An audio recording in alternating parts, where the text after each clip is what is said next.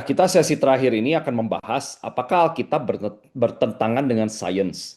Tapi sebelum mulai, saya ingin mungkin terakhir kali ini reminder untuk Bapak dan Ibu kembali melihat rekaman atau PPT dari sesi-sesi sebelumnya.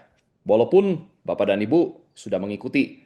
Karena apologetika ini bukan ilmu yang hanya bisa dibaca sekali, kemudian kita jadi bisa. Sebetulnya semua ilmu pun perlu repetisi. Repetisi itu pengulangan ya. Kita perlu membiasakan diri supaya kita terbiasa. Untuk apa? Supaya kita bisa menggunakan ilmunya dalam kehidupan kita sehari-hari. Ya contohnya, apologetika ini akan berguna ketika Bapak dan Ibu bertemu orang yang beda kepercayaan. Tapi kalau Bapak dan Ibu tidak terbiasa menggunakannya, hanya pernah mendengar atau baca sekali, menurut saya itu agak percuma. Nanti Bapak dan Ibu ketemu orang, Bapak dan Ibu tidak siap. Ya, sedangkan kalau kita lihat ayatnya ya di 1 Petrus 3 ayat 15 sudah diajarkan bahwa kita perlu setiap saat siap sedia untuk memberikan pertanggungan jawab. Jadi kita perlu siap, ya siap-siap caranya. Dan tentu kita pun diingatkan di 1 Petrus 3 ayat 15 untuk memberikan pertanggungan jawabnya itu dengan lemah lembut dan hormat. Ini nggak gampang. Kita cuma bukan butuh hafal dan mengerti, tetapi kita pun harus terbiasa menjelaskannya dengan halus. Contohnya ya, ada orang Kristen yang mereka hafal doktrinnya, ajarannya, atau ilmu apologetikanya. Tetapi ketika keluar nih dari mulut mereka, wah nggak enak didengar. Karena mereka nggak biasa menjelaskannya ke orang lain dengan halus. Nah itu nggak bisa. Ya, tidak boleh. Jadi ayatnya lo yang bilang ya, harus dengan lemah lembut dan hormat. Oke, mari kita mulai ya. Ya, sebagai orang rasional, adakah yang pernah bertanya seperti ini? Ini kaitan dengan sains dan Alkitab. Menurut sains, proses alam semesta dan bumi terbentuk itu miliaran tahun. Tetapi mengapa Alkitab mengajarkan bahwa dunia diciptakan hanya dalam 6 hari kali 24 jam? Wah, gimana nih kok? Sepertinya bertabrakan ya. Terus, banyak saintis mengatakan evolusi benar. Apakah artinya Tuhan tidak ada? Ya, ini Bapak dan Ibu kalau ketemu anak-anak yang nanti belajar sains di sekolah, mereka bisa bertanya ini. Nextnya, bukankah orang berpendidikan harus lebih percaya sains daripada agama? Tadi Pak Ian udah bilang dikit ya di pembukaan. Sehari-hari itu kita pakai ilmu dari sains. Makin sekarang makin sering. Kok cerita-cerita mujizat di Alkitab terdengar tidak masuk akal dan bertabrakan dengan sains? Ini apakah Alkitab itu sebenarnya salah ya? Hanya isinya cuma fairy tale. Bagaimana lahir dari perawan dan bangkit dari kubur dibuktikan secara saintifik. Ini kan contohnya ya. Jika tidak bisa dibuktikan, apakah artinya Alkitab itu salah? Dan tentunya bukan firman Tuhan, karena salah. Ya, jadi kebanyakan orang itu merasa sains dan agama atau religion itu bertabrakan atau benar-benar nggak bisa direkonsiliasi. Atau nggak Anda mendengar ini pernyataan sekarang, bukan pertanyaan tapi pernyataan seperti ini. Ini orang sering ngomong nih ya. Hanya yang dibuktikan oleh sains yang benar. Otomatis selain sains salah. Sains bisa menjelaskan semua hal. Oh, itu makin sering orang ngomong begitu. Lebih baik percaya sains daripada Tuhan. Orang pintar percaya sains, orang bodoh percaya agama. Wah, ini lebih lebih tajam lagi ya omongannya ya. Nah, ini kalau kata para ahli apa nih ya? Ini contohnya pertama Bertrand Russell, seorang filsuf yang adalah seorang ateis. Dia bilang, agama akan lenyap ketika kita mengadopsi rasio dan sains sebagai pedoman kita. Wah, gimana nih ya? Ini apa? Ahlinya juga ngomong gini. Kemudian, ini ahli evolusi mengatakan, andai kata tidak ada kekristenan dan ateisme lah yang berkembang setelah kejatuhan Romawi, sains pasti berkembang lebih cepat dan lebih canggih dari sekarang. Wah, nggak main-main dia ngomongnya. Kemudian, ini ahli psikologi yang ada ateis juga ya, dia ngomong, penemuan sains mengatakan bahwa kepercayaan semua agama dan budaya tradisional salah secara faktual. Karena udah ada sains membuktikan itu salah. Waduh. Kemudian ini saya yakin Bapak dan Ibu juga tahu, dia adalah seorang Buddha yang terkenal. Dia adalah seorang Dalai Lama yang ke-14. Dia mengatakan, jika sains membuktikan kepercayaan dalam Buddhisme salah, maka Buddhisme harus berubah. Ini dia terang-terangan ngomong ya, bahwa Buddhisme itu harus tunduk kepada sains. Jadi intinya, agamanya dia pun, ya, Bapak dan Ibu lihat ya, dia bajunya juga itu sangat kental dengan bau agama. Tapi agamanya itu harus tunduk sama sains. Dia ngomong begitu. Nah, jadi semua pernyataan tadi adalah serangan serius yang harus bisa ditanggapi dengan tepat. Kalau enggak ya kita akan perang batin antara kita mengikuti rasio kita atau beriman kepada Tuhan. Ini kepala kita dan hati kita ini berperang. Ini kita harus gimana nih? Nah, jadi penting kita harus mengerti cara menjawabnya. Dan ini contoh jawaban yang salah ya. Kalau ada yang bilang, walaupun sains bilang salah, saya tetap percaya Tuhan. Karena ya pokoknya saya percaya saja dengan Alkitab, walau kata sains salah. Ya ini tentu bentuk dari iman buta. Atau kalau di sesi satu kita udah bahas, itu namanya kesalahan logika circular reasoning. Ya, jadi pokoknya saya percaya saja, walaupun salah. Itu bentuk dari dogmatisme juga yang sebetulnya bahaya. Jadi kita perlu belajar bagaimana menjawabnya dengan jauh lebih baik.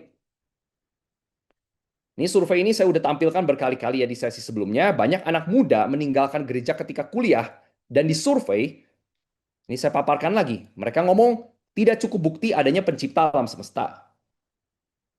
Saya sekarang sudah jadi ilmuwan. Saya tidak percaya mujizat. Saya percaya teori evolusi bukan Alkitab. Saya menyadari cerita di Alkitab lebih seperti Santa Claus. Nah, jadi intinya sekali lagi saya ulangi, adanya korelasi antara tidak terjawabnya pertanyaan-pertanyaan dengan keputusan mereka meninggalkan kekristenan. Jadi topik yang hari ini penting sekali ya kita bisa kuasai. Sebetulnya udah ada yang berkaitan sebelumnya, yaitu di sesi bukti keberadaan Tuhan. Ini kan lihat ya di yang pernyataan yang pertama tuh di paling atas. Mereka bilang tidak cukup bukti adanya pencipta alam semesta. Ya padahal di sesi sebelumnya kita sudah bahas bahwa bukti tentang keberadaan Tuhan itu cukup kuat. Secara saintifik bahkan. Ya, jadi kita perlu belajar tentang sains sedikit banyak yang berkaitan dengan bukti-bukti tentang Tuhan. Nah, sekarang apa nih yang dikatakan saintis Kristen? Tadi yang saya paparkan itu saintis yang ateis ya atau agnostik. Sekarang saintis yang Kristen. Mereka bilang apa nih?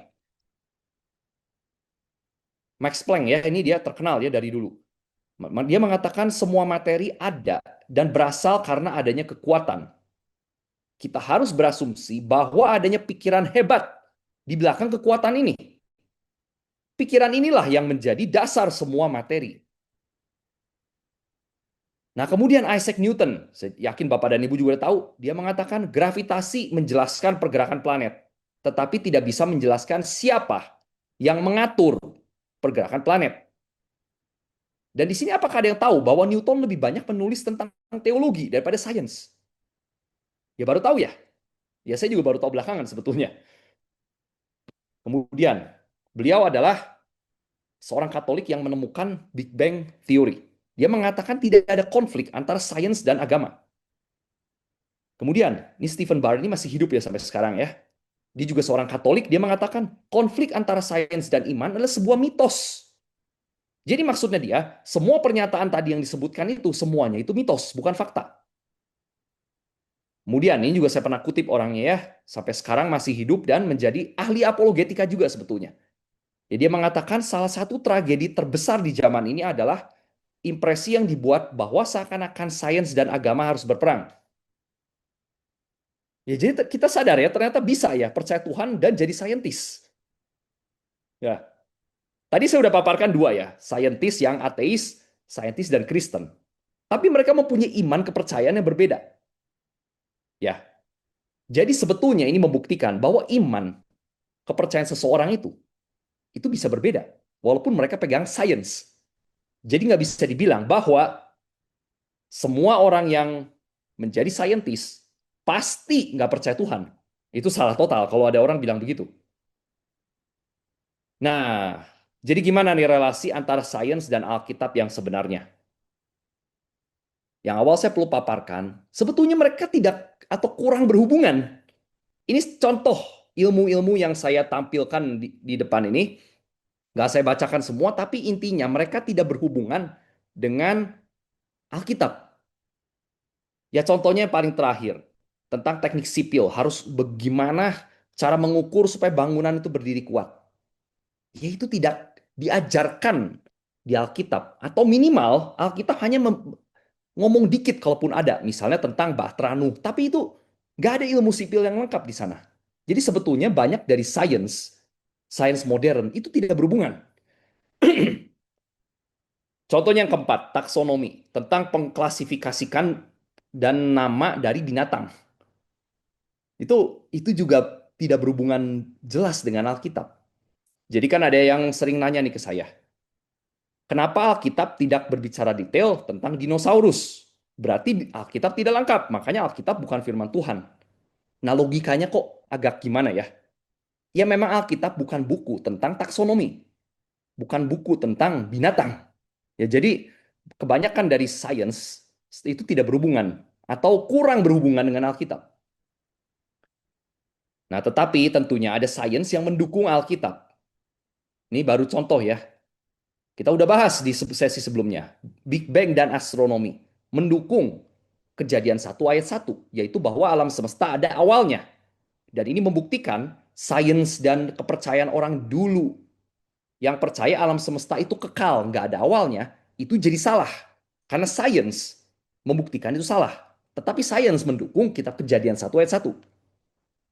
Kemudian, dari ilmu fisika dan anthropic principle, yang membuktikan adanya pikiran hebat yang menciptakan alam semesta dengan sangat teratur. Udah kita bahas juga ya di bukti keberadaan Tuhan di sesi yang dua yang sebelum ini. Kemudian ilmu geologi dan paleontologi. Ini pun mendukung teori umur bumi yang tua atau Old Earth Creationist. Kalau yang belum tahu Old Earth Creation itu apa? Ada penafsiran Alkitab tentang kitab Kejadian yang menyimpulkan bahwa alam semesta dan dunia diciptakan itu sudah lama umurnya, bukan hanya dalam 10.000 tahun. Ya, ini pun sejalan dengan penemuan geologi dan paleontologi. Ya, ini di sini tidak ada hubungan dengan evolusi ya, nggak ada. Ini baru geologi dan paleontologi. Kemudian arkeologi membuktikan nama orang dan tempat di Alkitab itu terbukti. Walaupun belum semua ya, belum semua ditemukan di arkeologi. Tetapi banyak dari penemuan arkeologi itu membuktikan bahwa banyak nama-nama yang ada di Alkitab itu terbukti, bukan hanya karangan. Contoh, nama Pilatus, tentu nama Yesus, ya, nama Daud, itu terbukti.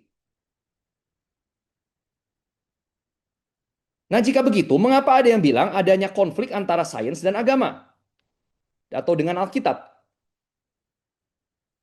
Pertama kita bahas dulu ya definisi. Sains itu artinya penelitian atau interpretasi tentang alam.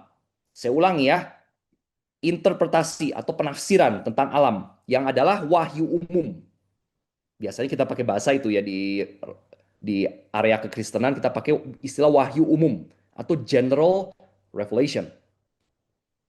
Arti dari teologi adalah penelitian atau interpretasi tentang Alkitab yang adalah wahyu khusus atau special revelation. Nah, bisa dilihat yaitu di bagian yang di kanan bawah. Jadi Tuhan itu mewahyukan melalui dua. Satu wahyu umum, wahyu khusus. Wahyu umum adalah nature atau alam. Wahyu khusus adalah sebetulnya Tuhan datang ke dunia dan kisah hidupnya itu tertulis di dokumen yang kita sebut Alkitab. Oke, atau scripture. Nah, di bawahnya yang paling biru, orang itu berusaha menginterpretasi dari dua ini. Oke? Tentunya wahyu umum dan khusus sama-sama berasal dari Tuhan. Maka jika sumbernya sama, keduanya tidak saling berkontradiksi karena sumbernya sama. Oke? Ini perkataan juga dari Santo Agustinus ya.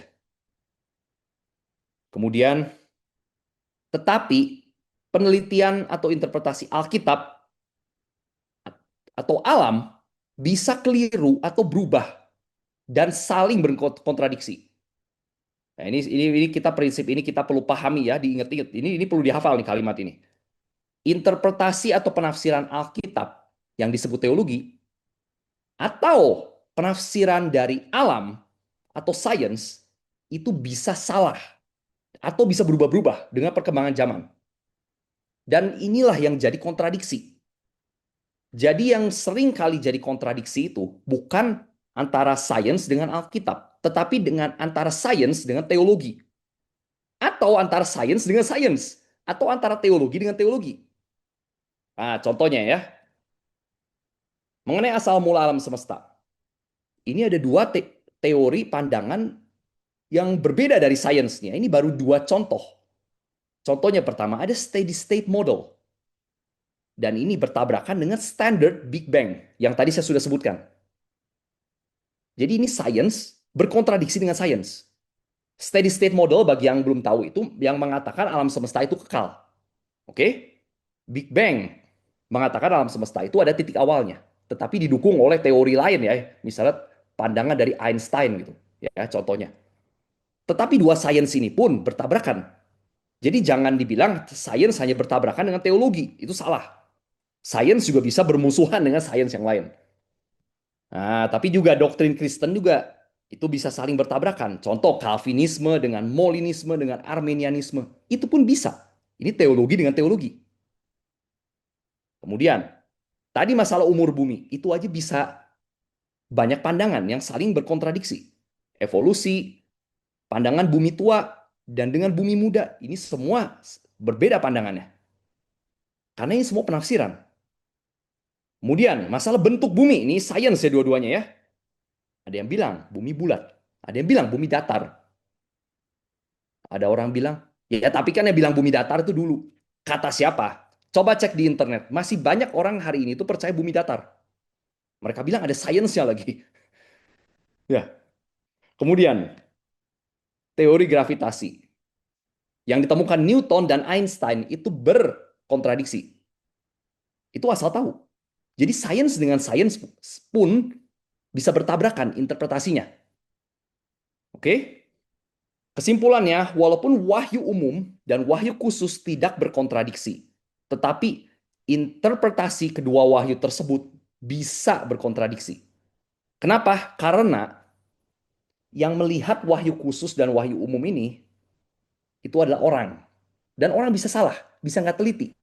Atau orang bisa bias. Mereka melihat hanya dari kacamata tertentu, sisanya mereka singkirkan informasinya. Ya, karena kenapa? Penelitian dan interpretasi kedua wahyu tersebut mau tidak mau akan menggunakan filosofi. Dan inilah yang bisa berkontradiksi. Jadi titik utama perdebatan antara sains dan agama atau dengan teologi itu adalah di filosofinya. Ya, mungkin ini ada yang bingung ya, tetapi begini kurang lebih. Orang ketika melihat melihat dunia selalu dengan kacamata tertentu. Kacamata inilah yang adalah filosofi mereka.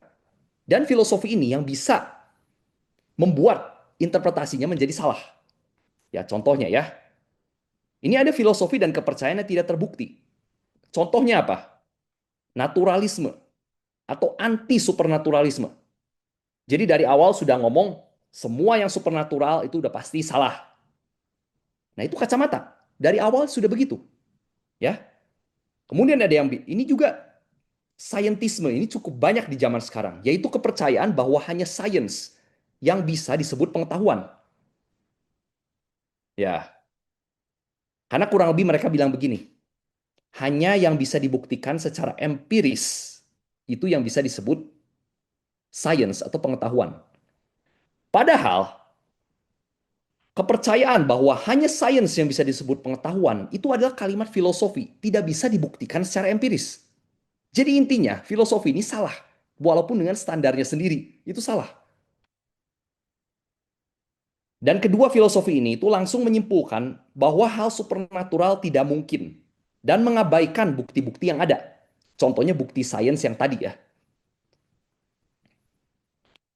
Dan inilah bentuk dogmatisme, atau nama lainnya itu iman buta, atau ngomong pokoknya ini yang benar. Ya ini tentu bentuk dari circular reasoning. Yang tadi saya sudah bahas ya, ini kesalahan logika.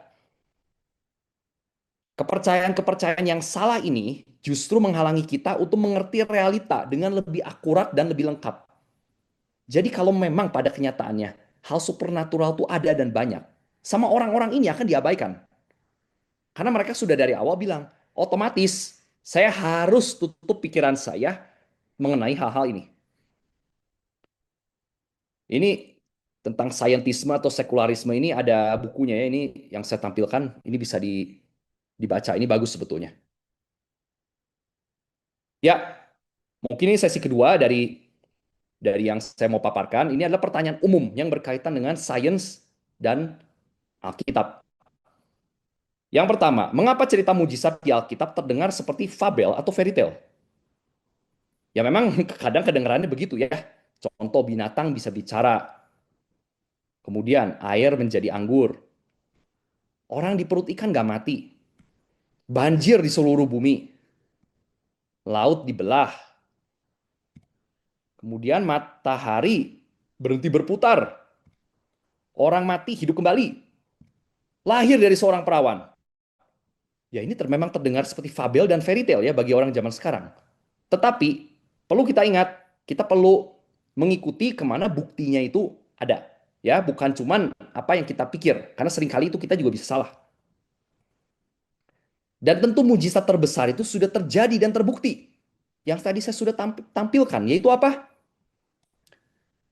Penciptaan. Kejadian 1 ayat 1. Alam semesta dari tidak ada menjadi ada. Didukung oleh pembuktian sains. Tadi saya sudah sebut Big Bang. Kemudian pengamatan astronomi. Dan general relativity-nya Einstein. Ini semua mendukung ini. Jika penciptaan terbukti terjadi, maka mujizat yang lebih ringan lainnya sangatlah mungkin terjadi. Ya contohnya, Tuhan kalau bisa menciptakan alam semesta dari nggak ada jadi ada, Tuhan mau memberikan kehidupan kepada orang yang sudah mati, itu akan sangat mudah. Karena yang lebih sulit aja bisa dan terbukti. Ya, jadi kalau Tuhan Maha Kuasa itu ada, mujizat sebetulnya bukan hal yang aneh. Kacamatanya kita yang membatasi sebetulnya. Nah ini waktu itu mungkin saya udah bahas ya di sesi sebelumnya, saya pun pernah khusus membahas di sebuah seminar tentang ini. Apakah lahir dari seorang perawan bertentangan dengan sains? Sebetulnya itu ateis seharusnya percaya dengan virgin birth yang ada di Alkitab. Jika mereka percaya apa? The virgin birth of life on earth. Sel makhluk hidup pertama yang ada di bumi itu tidak berasal dari reproduksi seksual. Waktu waktu itu saya sempat, kalau nggak salah di Q&A sebelumnya saya sempat ngomong ya. Jadi yang dipermasalahkan dari mujizat Yesus lahir dari seorang perawan adalah biasanya paling sering kenapa bayi bisa lahir dari seorang perempuan padahal tidak ada sperma. Lah, ini itu lebih canggih lagi nih kejadian makhluk hidup keluar di bumi pertama kali. Ya, itu bahkan tanpa adanya sel telur, tanpa ada sperma, dan tanpa ada kandungan. Nah, itu faktanya ada. Dan semua saintis bisa dibilang itu percaya tentang ini. Dan termasuk kita. Dan termasuk orang ateis. Contohnya peristiwanya itu yang terkenal itu namanya Cambrian Explosion, yaitu di mana berbagai macam spesies makhluk hidup itu bermunculan bersamaan. Itu bisa search namanya Cambrian Explosion. Kurang lebih terjadinya itu 500 juta tahun yang lalu. Dan tentu tadi udah dibilang ya, the virgin birth of our universe. Dari tidak ada apapun jadi ada. Jadi sebetulnya pertanyaannya bukan masalah lahir dari seorang perawan itu rasional atau enggak. Lah ini buktinya terjadi. Tetapi lebih pertanyaannya itu virgin birth mana yang kita pilih untuk kita percaya. Jadi sebetulnya ateis dia bilang, saya percaya virgin birth kalau sains yang bilang. Saya tidak percaya virgin birth kalau Alkitab yang bilang. Nah, oke? Okay? Kelihatannya kesalahan logikanya di mana ya? Dan tentu bukti lainnya juga mendukung mujizat Alkitab. Contoh, ini logika ya. Firaun membebaskan bangsa Israel adalah bukti kuat bahwa mujizat terjadi. Contohnya, arkeologi itu membuktikan terjadinya eksodus. Maksudnya orang Israel itu keluar dari Mesir. Ya memangnya tiba-tiba Firaun dia tanpa ada angin, tanpa hujan, bangsa Israel dibebasin. Ya mungkin sih, tapi kemungkinannya sangat kecil. Ada terjadi hal yang besar, makanya Musa bisa meyakinkan Firaun. Kalau mujizat tidak terjadi, memang apa yang dilakukan Musa? Firaun disogok gitu. Ya, kemungkinannya kecil ya. Kemudian, kekristenan tidak semerta-merta bertumbuh pesat jika tidak ada kebangkitan Yesus. Pengikut Yesus itu udah bubar hampir semuanya ketika Yesus disalib, termasuk Petrus. Yang bilangnya paling kuat, itu aja kabur. Terus kenapa Paulus tiba-tiba bertobat? Ya itu coba dipikir. Kemudian, ini ahli matematika yang bilang ya, nubuat Yesus Kristus di perjanjian lama itu digenapi di perjanjian baru. Ini ahli matematika bilang, orang untuk itu bisa digenapi oleh orang itu kurang lebih kemungkinannya hanya satu dalam 100 juta sekian tuh ya. Coba aja lihat nolnya. Saya aja bacanya udah bingung itu angkanya apa. Ya, karena kemungkinannya sangat kecil. Untuk satu orang itu bisa menggenapi 8 nubuat yang ada di perjanjian lama.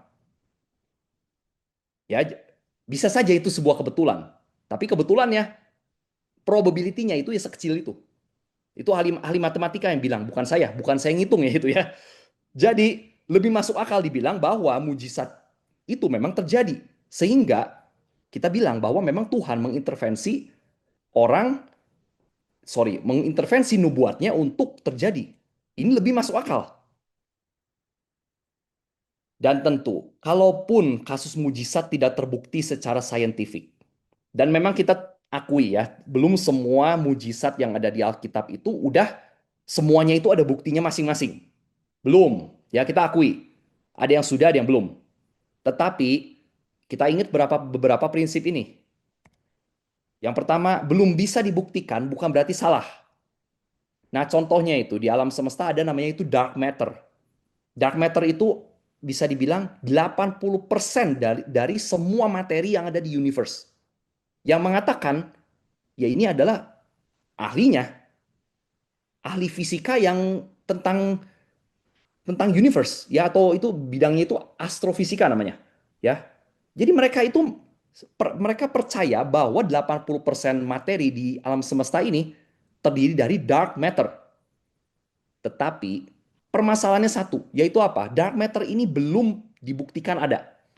Hanya baru dibuktikan secara rumus, tetapi belum dibuktikan secara empiris. Nah, tetapi mereka percaya ini ada dan harus ada supaya formulanya bisa jalan. Belum dibuktikan oleh sains, tapi mereka percaya. Ini iman atau bukan? Ya iman. Dan kalau saya tambahkan sedikit yaitu 80% materi yang ada di alam semesta ini belum ditemukan. Intinya apa? Ya, kita tuh hanya tahu sedikit sekali tentang alam semesta kita. Intinya itu. Nextnya, faktanya banyak hal memang tidak bisa dibuktikan oleh sains. Contohnya, asal usul hukum moral, kemudian hukum logika, hukum matematika, dan hukum alam. Kenapa ini tidak bisa dibuktikan oleh sains? Karena sains perlu ber, bertumpuan dalam hukum-hukum ini untuk bisa dilakukan. Jadi para saintis itu tidak bisa melakukan sains kalau tidak ada namanya hukum alam. Saintis bukan membuat hukum alam. Saintis hanya menemukan adanya hukum alam. Dia mendeskripsikan dengan bahasanya, nah itu disebut sains. Tetapi tentu saintis pun tidak bisa melakukan sains kalau hukum alam itu setiap menit berubah. Ya contohnya, ya matahari terbit di Indonesia bisa berubah jauh setiap harinya. Oh itu semua saintis pasti pusing. Jadi kecepatan rotasi bumi itu bisa berubah-berubah. Wah, itu pusing sekali. Karena adanya hukum alam yang stabil, makanya saintis bisa melakukan sains. Dari mana asal usul hukum alam ini? Mereka juga nggak bisa buktikan. Kemudian, tentunya pastinya belum bisa dibuktikan, bukan berarti selamanya tidak bisa dibuktikan. Contohnya arkeologi membuktikan banyak klaim Alkitab akurat itu baru di abad ke-20. Baru belakangan. Dulu para ahli apologetika dan saintis Kristen percaya Alkitab itu lebih pusing karena lebih nggak ada buktinya dan lebih banyak diejek. Tetapi arkeologi belakangan di abad ke-20 menemukan. Ya jadi prinsipnya belum bisa dibuktikan bukan berarti selamanya nggak bisa dibuktikan. Ya, nextnya. Ini juga sekali dibahas ya, kita perlu ngerti bagaimana menanggapinya. Tentang apakah teori evolusi bertabrakan dengan Alkitab. Step pertama, kalau ada orang yang bilang begitu, kita tanya dulu. Apa definisi dari evolusinya? Mikro atau makro? Mikro itu kecil, makro itu besar. Ya, kayak makroekonomi itu besar ya, versi kecil. Nah, ini kita tanyakan dulu. Yang kamu maksud evolusi itu apa? Evolusi mikro atau makro? Oke? Kalau dia bilang, oh tentang mikro. Oh ya udah nggak usah berdebat. Mikroevolusi semua juga percaya. Mau orang Kristen juga percaya mikroevolusi. Ya semua juga setuju. Contohnya apa? Kalau kita terus dijemur di matahari, kulit kita akan jadi hitam. Kulit kita berevolusi. Ya, tapi tetap kita manusia. Bukan karena dijemur, habis itu kita berubah jadi gorila. Enggak. Kemudian bakteri. Kalau dihantemin antibiotik terus, ya dia bermutasi bakterinya. Itu namanya mikroevolusi. Tetapi bakterinya itu tetap bakteri. Enggak bakterinya berubah jadi ikan. Enggak. Nah, yang kontroversial itu kan makroevolusi. Kurang lebih klaimnya dari single cell, dari di bumi tiba-tiba hidup, kemudian berubah jadi organisme uniselular, kemudian menjadi organisme kompleks, kemudian menjadi binatang, kemudian menjadi hominids atau manusia purba, dan kemudian menjadi kita. Nah, ini yang kontroversial. Tentu ini berasal dari Charles Darwin, dari bukunya itu ya, The Origin of Species. Itu saya baca juga, itu lumayan bagus ya, kalau bagi yang tertarik boleh baca. Kemudian, proses evolusi makro itu terjadi secara random, melalui seleksi alam atau natural selection. Ini klaim dari Darwin. Permasalahan utamanya adalah ini adalah sebuah naturalisme.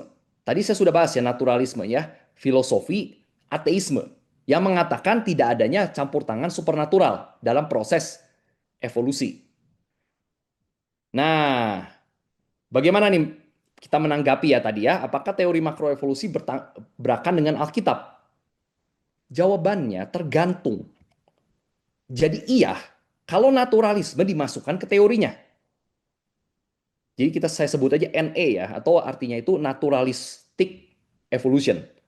Jadi dia bilang proses evolusi itu terjadi tanpa adanya Tuhan di belakangnya. Tetapi tentu tidak bertabrakan dengan Alkitab jika dibilang Tuhan yang ada di belakang terjadinya makroevolusi. Nah ini disebutnya itu TE atau theistic evolution. Jadi evolusi itu di guide atau dipimpin oleh Tuhan. Itu sebetulnya tidak bertabrakan. Karena memang di Alkitab juga sebetulnya tidak mendeskripsikan secara detail bagaimana Tuhan menciptakan.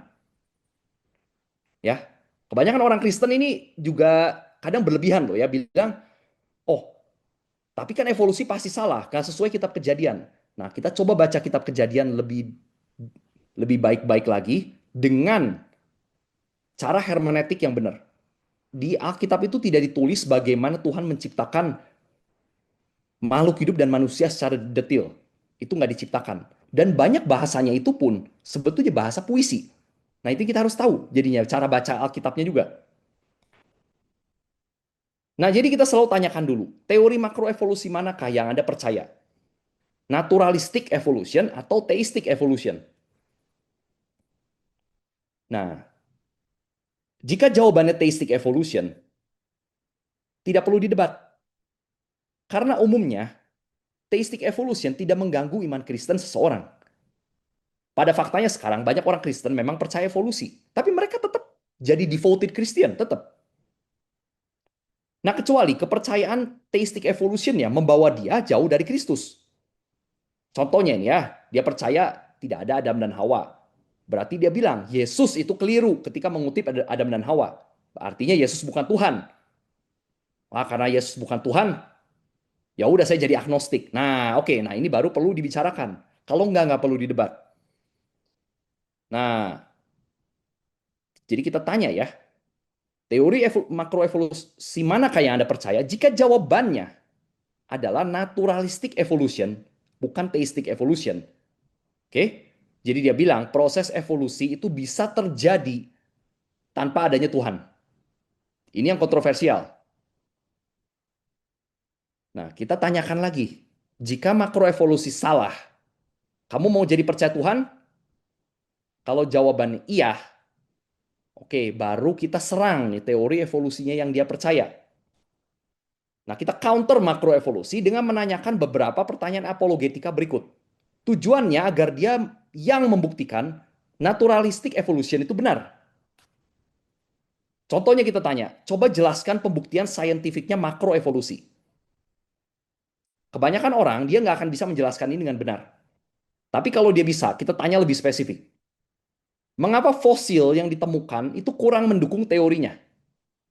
Ya contohnya yang Darwin klaim, misalnya dari reptilia itu bisa berubah menjadi burung. Nah, itu cara mereka berubahnya itu pelan-pelan dari reptilia berevolusi perlahan-lahan sampai akhirnya tumbuh sayap dalam prosesnya itu jutaan tahun.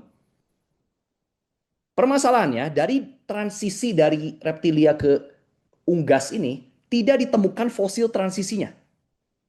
Atau kalaupun ditemukan itu sangat meragukan. Tetapi kan sekali lagi, kalau logikanya Darwin itu benar, dari reptilia dan unggas, dari proses jutaan tahun ini ditemukan banyak sekali fosil transisi. Karena dia sendiri yang bilang, terjadinya itu perlahan-lahan, bukan langsung. Kemudian, bagaimana proses random makroevolusi bisa membuat organ yang kompleks. Contoh jantung, paru-paru, liver, sistem pembuluh darah kita, dan otak, gimana caranya? Dan ini semua harus dibentuk itu bersamaan dan berfungsi, baru bisa hidup. Nggak bisa jantung itu dibikin sendiri dan bertahan hidup di alam terbuka, nggak bisa. Sampai sekarang di lab aja orang masih belum bisa membuat organ dengan cukup baik. Itu di lab, apalagi di alam terbuka. Semua organ ini perlu berfungsi bersamaan dengan baik, baru makhluk hidup bisa hidup. Kemudian, kalau mereka masih belum convince, kita coba tanyakan juga. Coba jelaskan proses munculnya makhluk hidup di bumi, yaitu single cell yang dia bilang ada di bumi itu gimana caranya. Kemungkinan besar dia akan kesulitan, karena ahli evolusi itu tidak menjelaskan tentang ini, yaitu tentang abiogenesis. Mereka tidak menjelaskan ini. Nah, tapi ada orang yang licik nih, dia bilang ya. Dia bilang mayoritas saintis itu mendukung evolusi. Kita bilang, oke, mana datanya? Nah, kebanyakan orang kan suka gampang ngomong kan, suka gampang asbun, ngedabrus dia ya. Bilang, banyak kan saintis itu mendukung evolusi. Kita minta datanya. Kemungkinan besar dia juga nggak punya. Nah, kita balikin ketika dia dia nggak punya. Kita bilang begini, oke, tapi saya punya datanya loh ya, bahwa banyak sekali saintis itu menentang evolusi. Ini bisa saya tunjukin datanya. Nah, ini Bapak dan Ibu tinggal buka di website ini, gampang. Ini ada namanya website namanya Descent from Darwin. Itu bisa dicek ya, itu URL-nya. Kurang lebih banyak saintis itu mereka menuliskan namanya dan gelarnya di sana untuk kurang lebih seperti mereka menyatakan sebuah petisi yang berbunyi itu yang saya highlight warna biru. We are skeptical of claims for the ability of random mutation and natural selection to account for the complexity of life. Careful examination of the evidence of Darwinian theory should be encouraged. Ya, by the way, sorry ya, itu semua yang harus bisa naruh nama di sana itu harus punya PhD di science. PhD di teologi nggak boleh ya. Jadi ya, jadi coba nanti Bapak dan Ibu download data ini, lihat sendiri ya, itu banyak sekali saintis yang menuliskan namanya di situ. Oke? Nah, kasih lihat data ini kepada orang yang bilang bahwa teori makroevolusi itu didukung oleh majority scientist. Kemungkinan besar Bapak dan Ibu punya datanya, yaitu ini, dia nggak punya datanya. Ya kan kita by data dong ya, kalau ngomong lebih banyak atau lebih sedikit. Oke. Nah, balik ke tadi. Jika makroevolusi salah, kamu mau jadi percaya Tuhan, kan tadi ya, yang tadi sebelumnya, kalau dia bilang yes, saya mau jadi percaya Tuhan, kita bantah evolusinya dengan cara tadi. Tetapi sekarang kalau dia bilang no, jadi kalau evolusi salah, saya juga tetap nggak mau percaya Tuhan. Tidak perlu didebat kepercayaannya terhadap evolusi. Justru kita harus gali lebih dalam. Kenapa dia menjadi ateis? Tugas kita itu membawa orang lebih dekat dengan Kristus. Bukan sekedar membuktikan evolusi salah. Ya ini kita jangan blunder. Seringkali orang Kristen, kita malah masuk ke perdebatan yang panjang. Padahal alasan dia nggak percaya Tuhan bukan karena evolusi. Oke, nextnya. Bagaimana jika sains menemukan ini di masa depan? Contohnya multiverse atau alien. Wah ini gimana nih? Apakah Alkitab jadi salah? Yuk kita bahas ya. Pertama apa itu multiverse? Multiverse itu artinya ya tidak hanya ada satu universe. Jadi banyak ceritanya. Ada parallel universe disebutnya, atau alternate universe, atau many world. Nah ini dipopulerkan juga sama film-film zaman sekarang ya, terus terang yang kurang bertanggung jawab ya, itu banyakkan Hollywood yang melakukan. Padahal pembuktiannya itu masih sangat jauh dari scientific. Ya, by the way kalau belum pernah nonton film-film ini, ya itu agak kasihan sih ya, ini harus nonton, ini film seru semua. Oke, di multiverse, itu jadi apakah benar ada? Kalau ada terus gimana? Dan apa hubungannya dengan kekristenan? Saya udah bahas ya di sesi bukti keberadaan Tuhan tentang the fine-tune universe atau anthropic principle. Bahwa keteraturan alam semesta ini adalah salah satu bukti keberadaan Tuhan. Oke? Multiverse adalah penjelasan ateistik tentang fine-tune universe. Tentang alam semesta yang teratur ini. Argumennya adalah dari sekian banyak universe, ada satu nih kita yang teratur. Ya, intinya kenapa ada begini? Tentunya para saintis yang agnostik atau ateis, mereka kan berusaha menjelaskan kenapa alam semesta begitu teratur. Sebenarnya jawabannya cukup jelas, ada yang mengatur. Tapi kan mereka nggak mau bilang begitu. Kalau mereka bilang begitu, ya sama aja mereka bilang, sekarang saya percaya Tuhan. Mereka nggak mau. Itu egonya mereka lebih besar kan ya. Jadi mereka berusaha cari teori lain yang lebih pusing sebetulnya, yaitu multiverse. Tetapi apakah multiverse itu terbukti? Nah, kini kita merespon secara apologetika. Multiverse itu hanya spekulasi.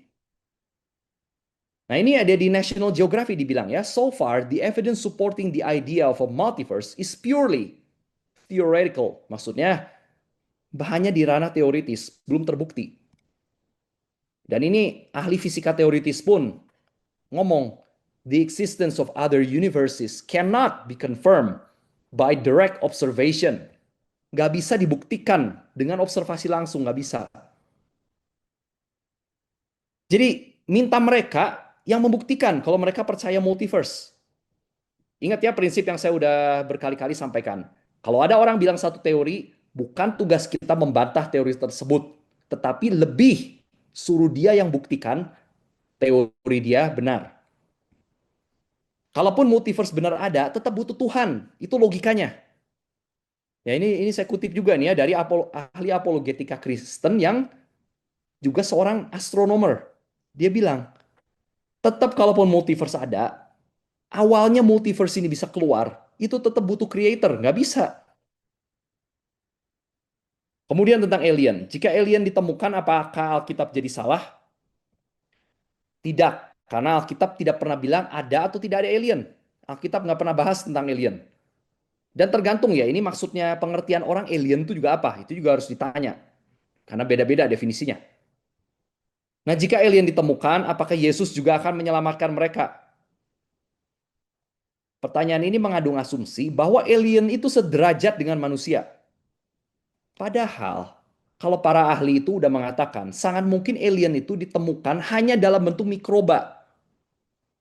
Ya, jadi maksudnya, kalaupun ditemukan, derajatnya itu nggak sama dengan manusia. Mungkin lebih seperti binatang ataupun bakteri. Nah, tapi kan ada yang masih ngotot nih ya. Alam semesta begitu besar. Jadi pasti ada makhluk lain selain kita nih. Kan begitu besar. Nah, tapi apa logikanya ini benar? Yuk kita teliti ya. Responnya, sebagai orang rasional, apakah kamu percaya pandangan yang sekedar mungkin? Alam semesta besar, kemungkinan alien ada? Ya mungkin saja. Kita jangan bilang nggak mungkin. Tapi balik lagi, orang yang bijaksana itu berpegang kepada yang probability-nya lebih besar, bukan yang lebih kecil. Contoh, ya itu kalau kita disebut rasional itu probability-nya itu harus di atas 50% minimal. Ya, contohnya gimana? Dibilang rasional, ya udah ada bukti yang kredibel yang mengarah ke sana. Sampai sekarang belum ada bukti kuat ditemukannya alien. Itu kata NASA ya. Jadi lebih percaya sama NASA, jangan percaya sama YouTuber atau internet. By the way ya, kalau mau tanya ChatGPT ya, baru-baru saya tanya juga soal alien. Dia sendiri juga bilang kok, alien itu masih belum bisa dibuktikan. Kebanyakan ya masih spekulasi. Itu ChatGPT ya. Oke. Dan walaupun alam semesta sangat besar, bukan berarti alien ada. Nih kita lihat ya kesalahan logikanya di mana. Lautan sangat luas dan dalam. Jadi pasti ada monster bawah laut yang belum ditemukan. Nah, ini orang yang ngomong begitu kan kelihatan ya logikanya gimana. Ya. Oke, udah selesai. Saya rekomendasikan aja beberapa buku ya yang bisa dibaca untuk belajar apologetika lebih lanjut. Ya, ini udah saya tampilkan sebelumnya, bisa dilihat lagi yang saya tampilkan. Nah, ini yang berkaitan juga dengan science. Yang tertarik, yang pertama yang paling kanan. Kalau yang mau cari tahu nih tentang Adam dan Hawa dan kaitan dengan manusia purba, nah itu bisa baca yang kanan. Ya, ini keluarannya belum lama, kalau nggak salah 2 tahun lalu itu. Yang tengah, ya ini juga ditulis saintis Kristen. Ya ini kalau yang mau tahu tuh ada tulisannya ya tentang penafsiran kitab Kejadian 1 sampai 11. Itu gimana? Ya ini cukup baik saya lihat ya. Ini yang dari buku ini. Ini bisa dibaca. Dan yang paling kiri ini seorang ahli matematika dan filosofi of science yang dia Kristen juga bernama John Lennox. Itu PhD-nya ada 3 by the way. Itu dia membandingkan apa pemahaman Stephen Hawking dan dengan kekristenan. Nah, ini bagus ya sebetulnya ya. Tentang multiverse tadi juga dibahas. Karena kan Stephen Hawking juga salah satu yang mempromosikan multiverse dan di mana kesalahan logikanya aja itu itu dipaparkan di sana. By the way, ini bukan buku apologetika ya kalau yang ini ya. Ini bukunya itu ditulis oleh ateis dan agnostik, tetapi baik untuk dibaca. Kenapa baik untuk dibaca dan kenapa saya baca? Karena kalau kita lagi berusaha ngobrol dengan orang ateis atau agnostik, mereka akan jauh lebih menghargai kalau kita udah baca buku-buku ini. Kalau begitu ditanya, kamu udah pernah belum baca buku Stephen Hawking? Kita bilang belum. Dia akan nyerang balik. Kok kamu bisa bilang dia salah? Nah, udah deh, kita skak, skak langsung di situ. Nah, makanya penting kita pun baca buku-buku dari pandangan lain. Jangan hanya buku-buku Kristen. Oke? Oke, sekian yang saya mau sampaikan hari ini. Mohon maaf lebih panjang dari biasanya. Oke, kita mulai Q&A. Ya, makasih Pak Edwin. Mungkin pertanyaan pertama ya, ini ada pertanyaan yang relevan dan ini pertanyaan dari saya juga. Kalau kita di Indonesia ini kan kita mengenal adanya lima agama dan mungkin kalau kita ajak orang ke gereja, mereka bilang, oh ngapain ke gereja? Semua Tuhan agamanya sama. Nah, melalui um, pelajaran apologetika hari ini kita mengerti bahwa bumi dan alam semesta itu by design dan produk dari sebuah tujuan dan sebuah entitas ya yang sangat pintar dengan sangat akurat tadi anthropic principle fine tuning. Nah pertanyaannya apakah agama Kristen adalah asalnya agama yang sangat kompatibel kan agama lain juga percaya ke Tuhan yang Hindu Buddha. Nah apakah di kitab-kitab mereka juga bukannya mengakui adanya Tuhan? Berarti kenapa argumen tersebut pun nggak bisa dipakai sama orang-orang dari agama tersebut. Dan Ya, akhirnya itu kalau jadi memperlemah argumen kita kenapa kita harus jadi Kristen. Kenapa kita nggak jadi agnostik misalnya. Oh ya kita percaya Tuhan. Kenapa? ya, jadi di sesi hari ini dan juga di sesi yang bukti keberadaan Tuhan sebelumnya ya, Hmm. itu adalah step awal yang kita perlu jelaskan kepada orang ateis. Hmm. Tetapi penjelasannya tidak berhenti sampai sana. Hmm. Karena kan kita belum membahas Tuhannya siapa Hmm. dan Tuhan dari agama mana yang layak dipercaya. Itu kita memang belum bahas. Hmm. Ya itu ya kalau suatu hari ada sesi berikut-berikutnya lagi, ya itu mungkin itu jadi topik yang baik. Tetapi jawaban singkatnya begini, kurang lebih. Ya, jadi secara saintifik tadi, itu pun bisa dipakai ya oleh agama lain untuk membuktikan memang Tuhan ada. Oke? Namanya juga tujuannya untuk membantah ateisme yang salah. Hmm. Tetapi kalau dia bilang, oh ya, tapi bukan berarti Kristen yang benar loh. Dan bisa juga saya jadi agnostik. Karena kan sebagai agnostik saya percaya Tuhan ada. Hmm. Tapi nggak harus Tuhan Yesus atau Tuhan agama lain. Nah, di situ baru kita bandingkan. Mengapa hanya kekristenan yang benar? Yang paling singkat ya begini caranya. Kalau kekristenan benar, itu otomatis yang lain salah. Kita mengacu ke hukum logika yang kita udah bahas. Menurut hukum non-kontradiksi, sebuah pernyataan yang berkontradiksi itu nggak bisa sama-sama benar. Ya sama-sama salah, mungkin. Sama-sama benar nggak mungkin. Contoh, ketika Yesus bilang, aku Tuhan satu-satunya. Kalau Yesus benar, berarti yang lain salah. Kecuali Yesus salah. Kalau Yesus salah, oke, kemungkinan tempat lain. Atau semuanya nggak ada yang benar. Nah, itu agnostik namanya. Tetapi kalau Yesus benar, ya otomatis kita tolak yang lain. Itu namanya hukum non-kontradiksi. Ya tentu di agama lain juga banyak statement yang memang kontroversial. Ada di agama lain bilang bahwa Yesus tidak mati di salib. Ya kemungkinan cuma dua, entah Yesus mati di salib atau tidak mati. Cuman itu kemungkinannya. Ya itu saja gampangnya. Nah nanti di sana baru kita menjelaskan lebih lanjut bahwa satu, Yesus secara sejarah dan arkeologi memang terbukti ada. Kemudian kedua, Yesus mengaku dia Tuhan. Ketiga, terbukti nggak dia benar Tuhan? Ya contohnya, dia melakukan mujizat. Dia memprediksi dia akan bangkit dan dia benar bangkit. Nah di sana kita menjelaskan bukti-bukti keberadaan, bukti-bukti kebangkitan Yesus. Kalau Yesus bilang 3 hari lagi saya akan disalib dan bangkit setelahnya, ya, dan dia bisa membuktikan itu sendiri. Ya saya sih akan percaya kalau dia Tuhan. Gampangnya begitu. Dan tentu kalau saya percaya dia Tuhan, dan dia mengatakan dia satu-satunya jalan, gak ada yang lain, ya saya percaya. Ya logikanya begitu. Oke. Nah, mungkin berikutnya ini Pak. Jadi kan kalau ajaran tentang kosmologi atau penciptaan antara bisa baca Muslim dan Kristen itu hampir mirip karena kita sama-sama roots-nya itu di Abrahamic religion ya. Nah, tapi ya ini kan menanya kenapa ujungnya beda. Saya rasa ini bukan forum untuk membahas, tapi mungkin di sini kita mau lebih gali lebih dalam apakah di kitab-kitab misal Tripitaka, Hindu, Buddha, walaupun mereka mengakui adanya Tuhan, apakah versi Tuhan yang mereka gambarkan atau versi penciptaan yang mereka gambarkan itu berbeda?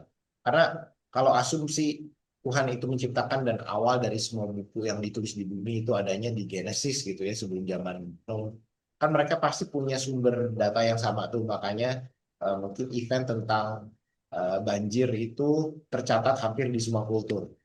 Nah, tapi apakah karena tidak ada preservasi dari pekerjaan Roh Kudus, akhirnya agama-agama ini bercabang dan ya kalau kita tahu di AI sekarang halusinate ya, mereka bikin versi-versi kebenaran mereka sendiri, sehingga apakah Pak Edwin sebagai seorang teolog dan seorang researcher melihat bahwa oh kitab ini kalau disamakan dengan sains, memang yang paling kompatibel itu yang monoteis atau seperti apa kira-kira Pak?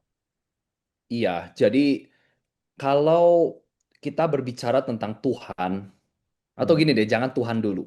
Saya bicara tentang Pak Ian aja dulu deh. Hmm. Gimana caranya saya bisa kenal Pak Ian kalau Pak Ian gak memperkenalkan diri ke saya Hmm. atau ke ya orang-orang di sekitar? Hmm. Ya saya cuma bisa menalar, saya cuma bisa melihat. Oh Hmm. kurang lebih nih ya, kayaknya Pak Ian orangnya begini. Hmm. Tapi terbatas.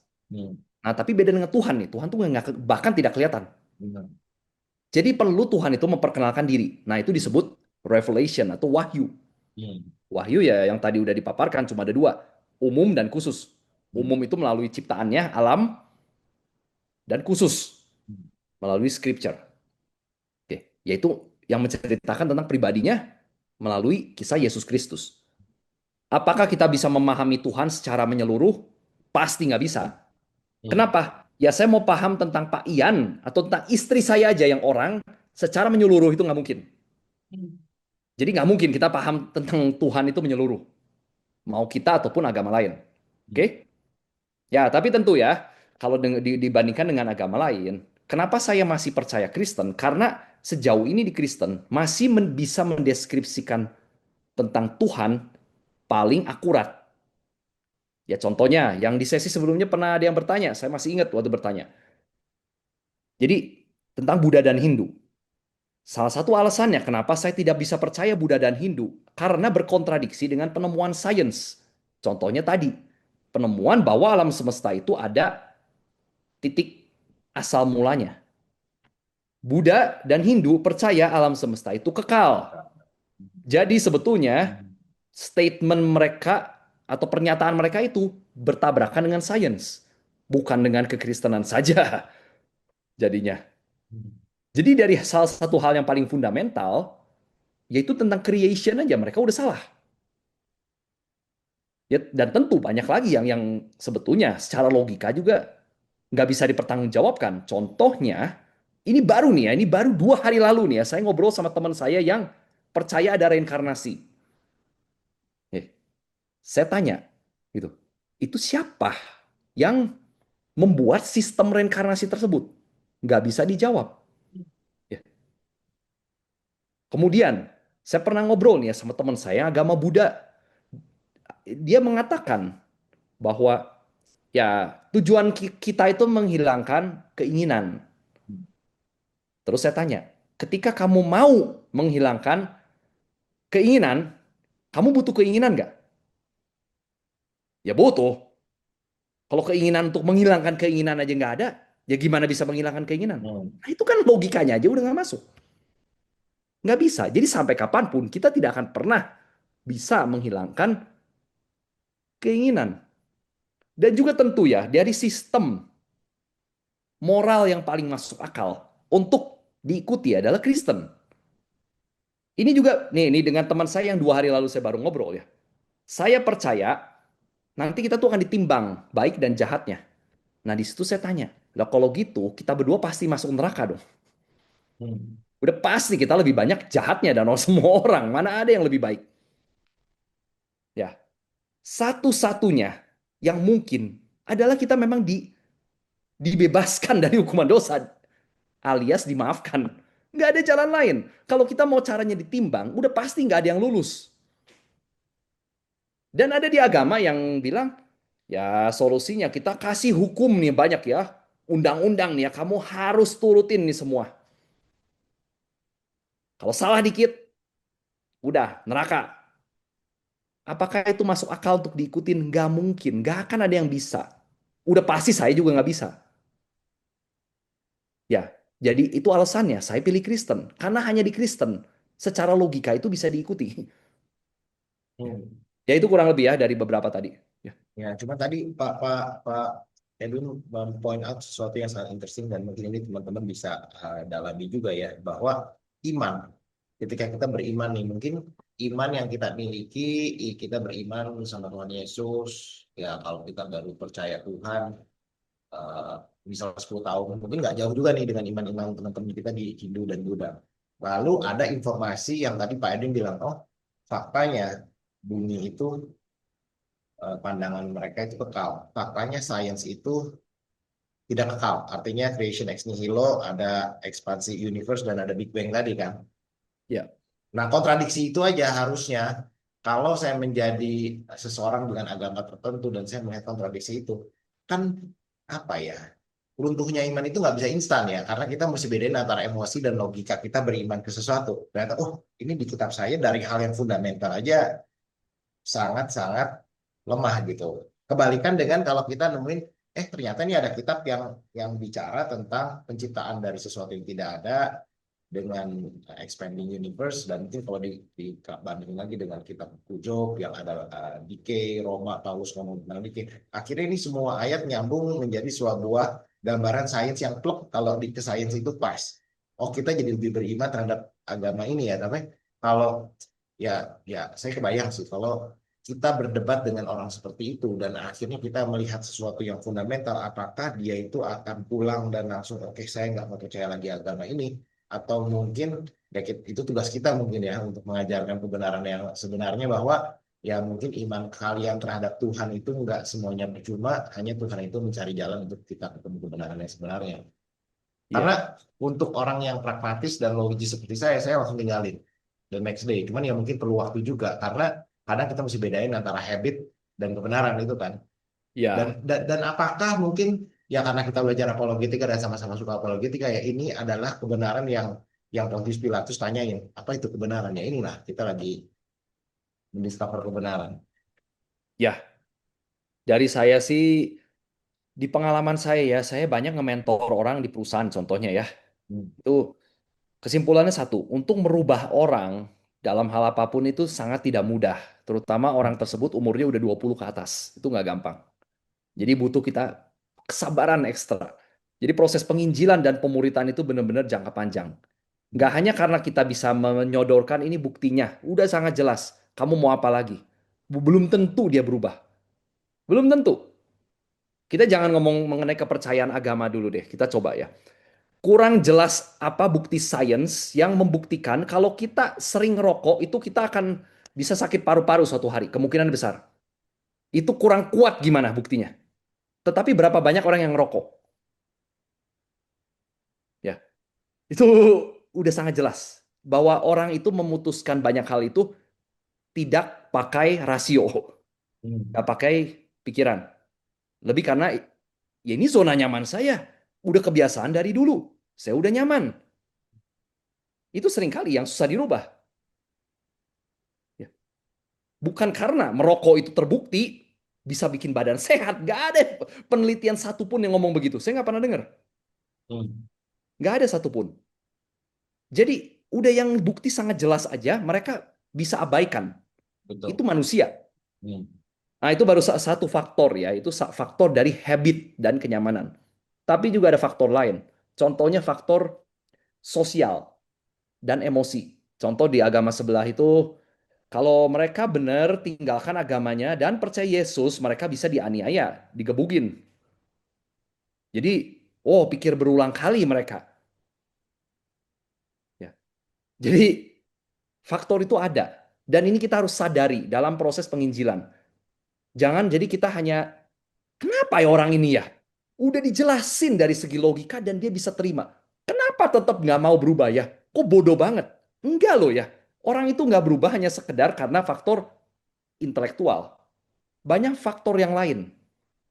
Ya, tadi emosional, faktor lingkungan, faktor kenyamanan dia, banyak faktor lain.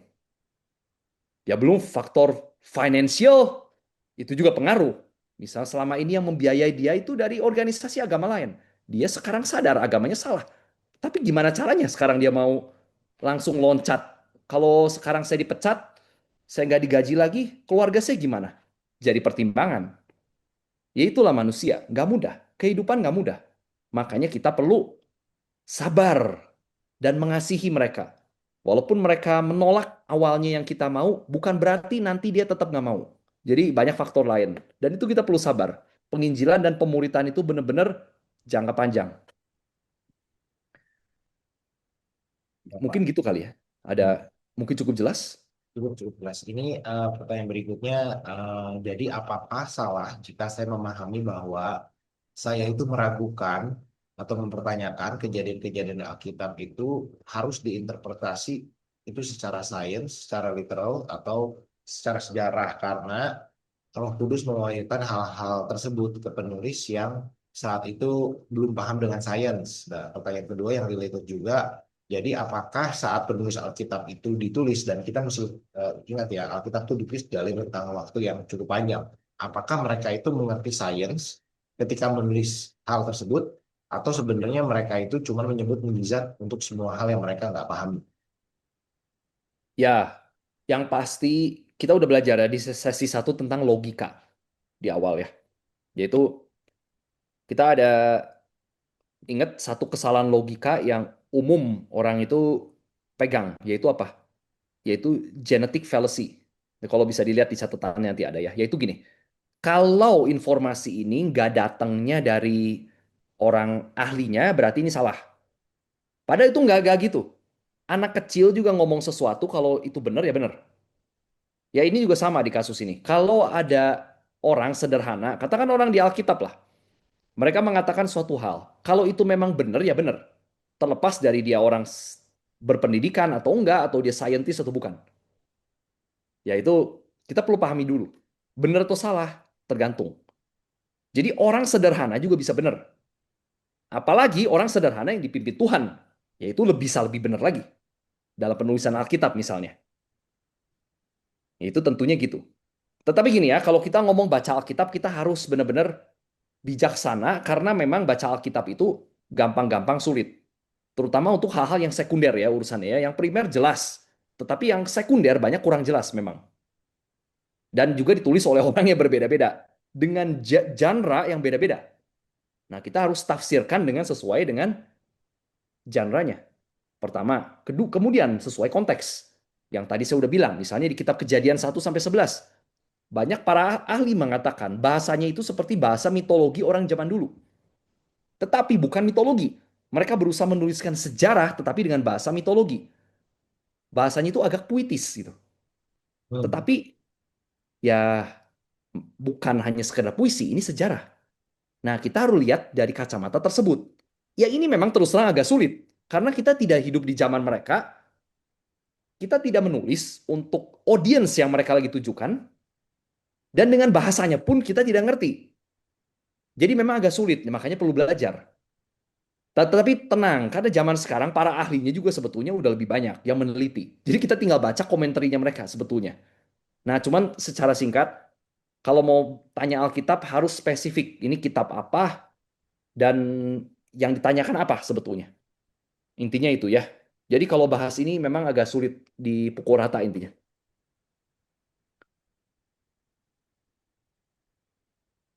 Ya, Pak. Ini pertanyaan berikutnya. Em, Seberapa penting bahwa kita itu dalam hidup, yang mungkin karena ini kelas apologetika, menggabungkan sains dengan iman. Karena kan Tuhan Yesus sendiri juga nggak pernah menyinggung soal sains. Iya, ya kurang lebih selain yang tadi saya udah paparkan ya. Jadi banyak dari sains dengan teologi itu sebetulnya dengan yang Alkitab ajarkan itu memang tidak berhubungan. Jadi kita anggap aja ini seperti dua ilmu yang berbeda. Kan kita tidak dibilang oleh Alkitab, kamu cuma boleh belajar Alkitab, ilmu lain kamu tendang semua. Kan kita kan nggak diajarkan begitu. Jadi Hmm. ilmu lain yang bukan dari Alkitab, ya kita terima aja nggak masalah selama itu tidak kontradiksi. Kalau kontradiksi, nah ini baru kita harus teliti nih.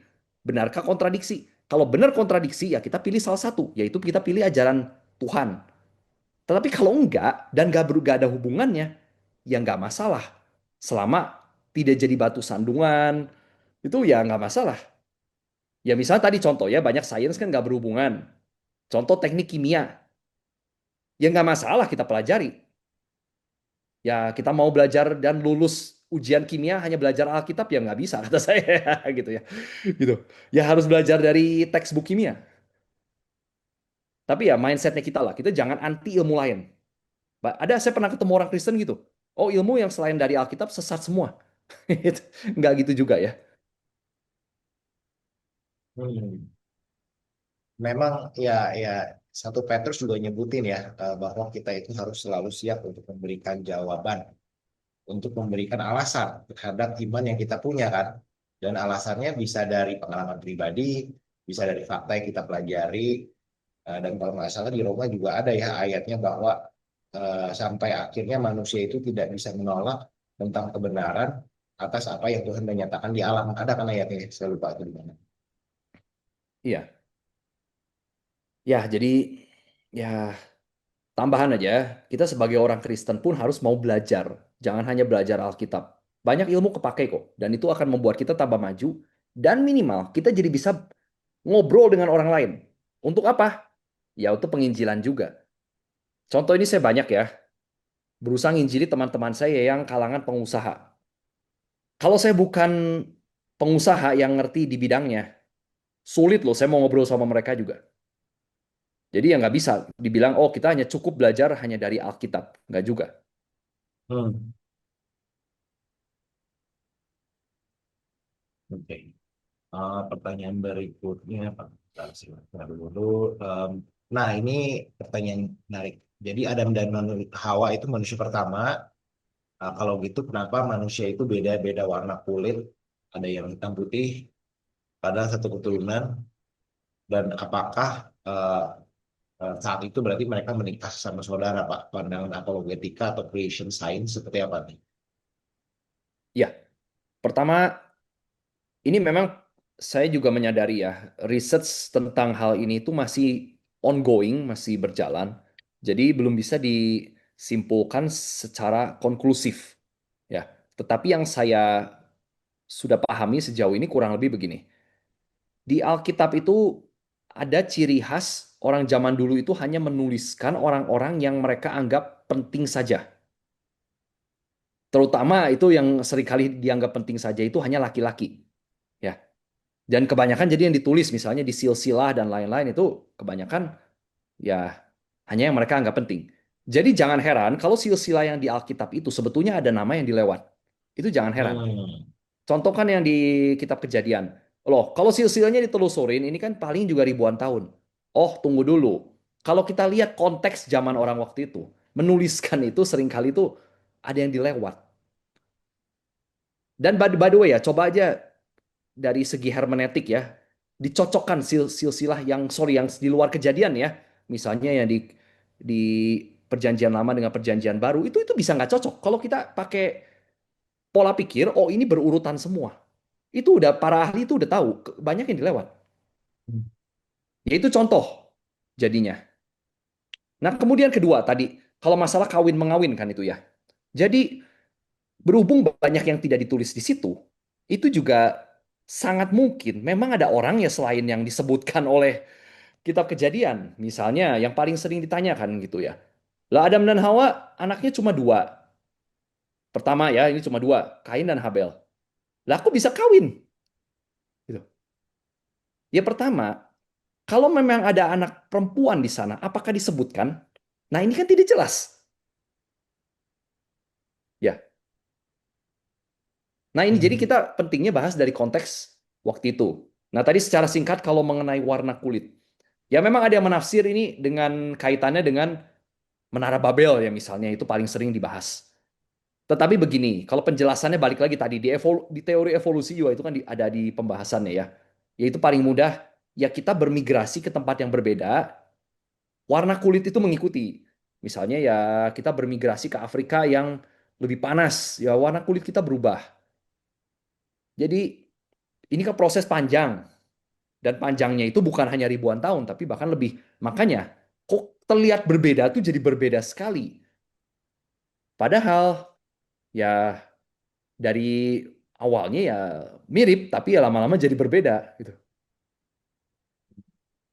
Ya kurang lebih sih Ya, seperti itu ya. Hmm. eh, ya di Alkitab pun dicatat Ham, Sam, dan Yafet itu warna kulitnya berbeda ya. Sam itu kecoklat-coklatan, Ham itu kulitnya lebih hitam dan gelap, dan Yafet itu kulitnya eh, lighter complexion dan kita lihat itu dari satu keturunan. Nah, jadi saya pernah nonton waktu itu mengenai mitochondrial if ya untuk teman-teman yang senang sains Ya, mitochondrial if itu menandakan bahwa seluruh bumi manusia itu ternyata eh, DNA dari mitokondrianya berasal dari satu orang ibu. Jadi itu teori bahwa kita lahir dari Adam dan Hawa dan keturunannya itu bisa dipastikan.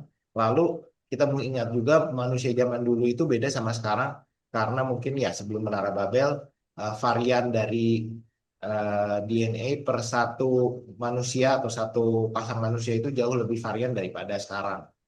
Nah, makanya di kemudian di Imamat ya Tuhan mengeluarkan larangan untuk kawin campur. Nah, tapi kita lihat dari ayat di Nuh aja satu keturunan bisa tiga kulit kan, tiga warna kulit nih. Kalau kita sekarang punya anak warna kulitnya mirip-mirip, nggak mungkin tiba-tiba satu putih satu gelap banget gitu. iya. Jadi berbagai kemungkinan jadinya. Jadi memang risetnya ini masih ongoing jadinya. Dan memang sekali lagi, Bible tidak ngomong detail ya tentang ini. Dan memang tapi itu wajar karena tujuan Bible ditulis ya oleh campur tangan Tuhan pula itu untuk menceritakan satu pribadi yaitu Yesus Kristus dan karyanya di dunia. Bukan untuk menceritakan semua sejarah dunia. Jadi wajar kalau banyak tentang sejarah dunia yang bolong dan jadi pertanyaan itu wajar sekali. Hmm. Dan memang tidak ada ya buku yang bisa menuliskan semua sejarah dunia itu nggak ada. Hmm. Ya, dan Alkitab yang selama ini dijadiin reference yang paling lengkap ya secara timeline. Iya, sebetulnya begitu ya. Hmm. Dibanding buku-buku lain sih ya. Oke. Lalu pertanyaan berikutnya ini, oke. Oh ya, ini saya udah ketemu ayatnya yang tadi nanya tentang apakah Tuhan sendiri mengatakan untuk beriman itu harus pakai sains. Itu Roma 1 ayat 20. Saya baca ya. For since the creation of the world, God invisible qualities, His eternal power and divine nature has been clearly seen during and being understood from what has been made so that people without excuse. Nah, jadi kalau saya melihat ini Pak dari sisi apologetika ya bahwa kita itu belajar sains itu kan untuk mempelajari God invisible quality. Kenapa orang pelajari quantum fisik, hari ini pelajari sains, fisika, matematika yang orang bilang oh matematika itu nggak pernah ditemukan manusia tapi dari awalnya memang sudah ada kita hanya menemukan we only discover kita nggak invent. Nah, berarti kan ini adalah invisible quality dari Tuhan yang memang sudah ada sejak awal dunia dijadikan. Jadi ketika kita menemukan fakta tersebut, kita udah tidak lagi bisa beralasan bahwa Tuhan itu nggak ada. Ya mungkin ini salah satu ayat yang menurut saya dan di dunia apologetika itu merepresentasikan ya hubungan iman dan sains. Nah, pertanyaan terakhir nih Pak, Eh, apakah kan ini mungkin karena di apologetika kita ngomong soal debat dan perdebatan ya. Jadi nanyanya ini penanya bertanya kenapa kalau membuktikan sesuatu itu harus dengan melemahkan argumen lain? Bisa bisa nggak sih kalau yang dianggap sejalan dan diakini itulah argumen yang benar? Dan bagaimana cara menilai bahwa satu sudut pandang itu benar atau yang ini salah, kenapa ini harus dilemahkan gitu? Iya, karena kalau orang tersebut masih memegang kepercayaannya, itu akan lebih sulit untuk kita mengganti kepercayaan tersebut. Pasti lebih Hmm. sulit. Hmm. Ketika orang goncang dengan kepercayaannya dia, ya itu paling gampang untuk kita beritahu. By the way, Hmm. ini pendekatan ini bukan hanya dipakai oleh kita ya sebagai orang apologetika, tapi juga dipakai oleh ateis. Caranya kita semua juga dibikin goncang dulu. Hmm. Dibikin kita semua ragu dulu. Udah ragu baru dijawab. Hmm. Itu paling praktis memang begitu. Ya orang yang paling gampang diajar sebetulnya kan anak kecil. Kenapa? Dia kan nggak ngerti apa-apa. Tapi kalau dia udah merasa dia tahu, dia pegang satu kepercayaan. Oh itu sulit. Hmm. Kalau menurut ilmu psikologi itu kan ada tuh pepatahnya. A man with a conviction is a hard man to change. Jadi orang yang udah punya keyakinan itu pasti susah dirubah. Hmm. Makanya keyakinannya itu kita harus runtuhkan dulu. Ya, ya. Ya, Dan ini dua arah ya. Kalau kita lihat sekarang kan kita baru tahu di Amerika ya. Kalau saya suka nonton Charlie Kirk tuh. Charlie Kirk kan seorang pejuang kebenaran yang luar biasa. Dia mengargumentasikan kebenaran dia dan secara nggak langsung kita sebagai konsumen media dan Hollywood kita pun sudah dipengaruhi dengan 10 tahun sampai 15 tahun propaganda untuk mencoba merubah pandangan kita tentang apa itu yang benar. Ya, dan kalau teman-teman sini perhatikan secara jelas, karena saya banyak teman yang juga sekolah di sana dan kita pun banyak terekspos anak-anak YouTube. Dulu saya ingat tuh di Komsel awal waktu parenting, saya bilang ya hati-hati loh film Disney ini kok ada gini ya, ini ada gini ya, lama-lama kok tambah jelas, tambah jelas, tambah jelas sampai akhirnya sekarang tuh udah parah banget. Makanya kemarin ada kejadian Elon Musk cancel Netflix. Nah mungkin kalau bisa baca-baca itu luar biasa banget loh. Apa yang mereka taruh di sana hanya untuk melemahkan argumen bahwa cewek-cewek ya cowok-cowok misalnya hal yang sesimpel itu dan setelah saya analisa lebih dalam kok kenapa yang diserangnya semua fundamental moral kekristenan. Nah berarti mungkin dari bukti itu saja Tuhan tuh udah ngomong dari awal bahwa suatu hari dunia itu akan membenci dia dan apapun yang Tuhan ajarkan dan jadi dari itu aja udah bisa menjadi sebuah fondasi ya alasan bahwa itu betul-betul kita itu lagi diserang secara argumen. Nah, jadi mungkin bukan hanya kita melemahkan orang dengan apa yang kita percaya dan kalau kita menandakan bahwa ini argumen yang lebih nggak valid atau yang lebih valid, kita juga sebenarnya sedang diserang ya. Mungkin ada responnya. Ya, jadi kalau ada yang bilang bahwa sains itu murni ilmu untuk mencari pengetahuan, itu sorry, itu orang yang nggak belajar sains. Ketika saya belajar nih ya, lebih dalam tentang sains dan agama, semuanya itu nggak lepas dari politik. Hmm. Ya tadi saya udah tampilkan ya, ini yang mempromosikan multiverse. Sorry ngomong ya, itu sangat nggak bertanggung jawab. Ya, dipromosikan lewat entertainment. Kenapa entertainment? Paling gampang, orang kalau udah nonton itu terima aja semua masuk, apalagi anak kecil. Masa anak kecil sambil nonton ini, misalnya Doctor Strange, dia sambil bilang, enggak, kayaknya nggak mungkin multiverse. Kan universe cuma satu, ada asal mulanya atau kekal. Mana ada orang yang nonton film kayak begitu? Ya Hmm. kecuali Pak Ian mungkin ya. Cuman apa? Nggak ada orang kebanyakan tuh apa nonton film terima aja masuk semua. Hmm. Nah makanya entertainment itu salah satu bidang yang paling bagus kalau mau dipakai untuk mengedukasi orang. Hmm. Di Amerika dikuasai oleh kaum sekuler, oleh Hmm. Hollywood. Di Indonesia oleh agama sebelah. Paling gampang entertainment tuh. Ya. Dikuasai kaum film horor, semua semua film horor. Oh iya, makanya. Iya. Tuh, itu. Dia tuh ngomong soal film horor sekaligus ya untuk ngajarin hal-hal yang nggak benar. Gitu. Sok di Indonesia. Salah satu film yang paling nggak etis yang saya nonton ya di tahun ini ya itu Jumbo. Dan Hmm. nonton Jumbo belum yang kartunnya yang sekarang nomor satu loh di Indonesia ya. Hmm. Ditulisnya untuk semua umur. Kata saya mah sangat nggak etis untuk itu dipaparin ke anak kecil.